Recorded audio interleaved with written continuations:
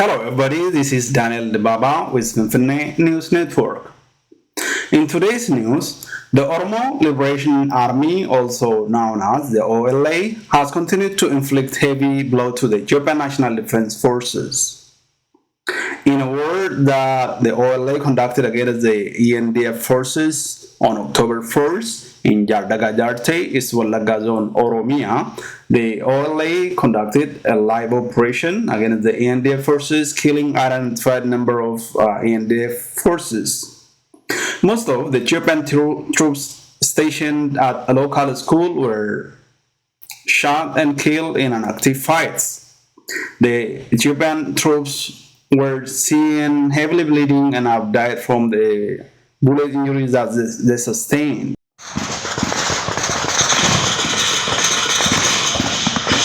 In this live footage, the OLA are observed taking positions and firing several rounds of live bullets, and the Ethiopian army are seen fatally injured and lying entrenched and along the road.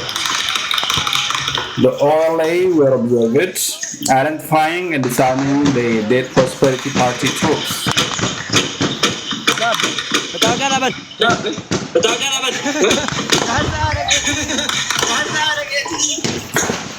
This is an ongoing war that the Western media have unanimously chosen not to report on.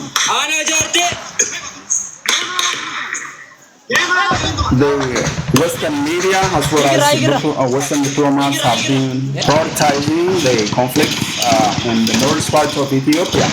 There has been an intense fighting between the OLA and the Ethiopian National Defense Forces in different parts of Oromia.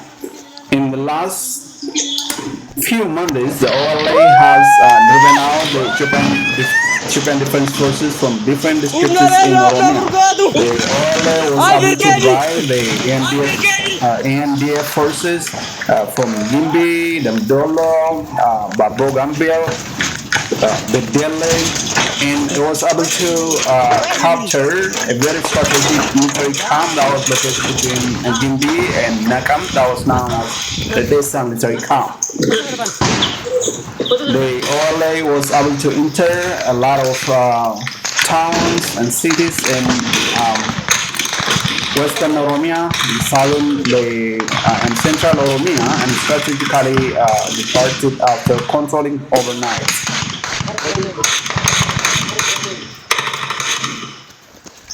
Despite the intense fighting that's frequently taking place between the OLA and the Ethiopian National Defense Forces, the international media have chosen to stay silent.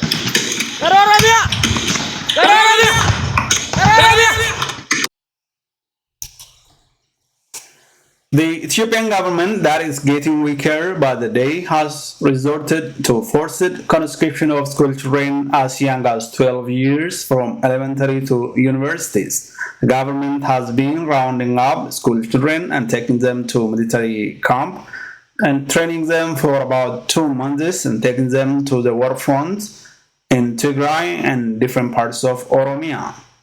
The government has also imposed military taxation on families ranging from 200 to 1,000 per family to 20,000 per business. The Ethiopian National Bank has issued a restrictive policy on the amount of cash an individual and a business can hold at home. Accordingly, no individual is allowed to keep more than 100,000 Ethiopian birr per person, and no business is allowed to keep more than 200,000 per business at home. The peace talks between the Ethiopian government and the TPLF has been postponed to an unknown time, apparently due to logistic issues. The peace talks was supposed to begin on October 8 today in South Africa and was supposed to be presided by the Africa Union High Commissioner, former Nigerian President Olusegun Obasanjo. The other members of the negotiating team are former Kenyan President Uhuru Kenyatta and former Deputy President of South Africa. The former president of Kenya Uhuru Kenyatta, on his part, has said he was unable to attend today's peace talks, but he emphasized the cessation of hostilities and the opening of humanitarian corridors.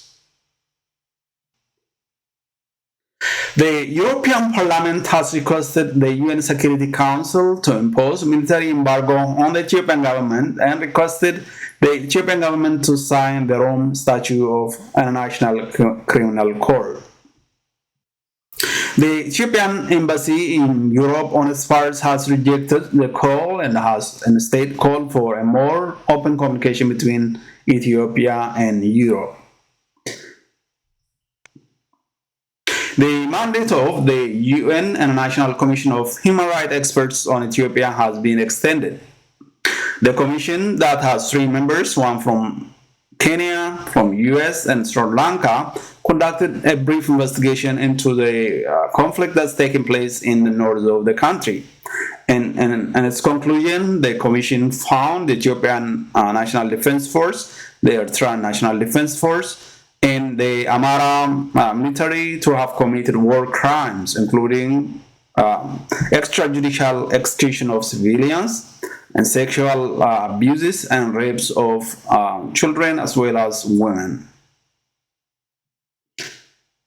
This has been FNN News Network. I'm your host, Daniel Baba. Please like, share, and subscribe to our channel.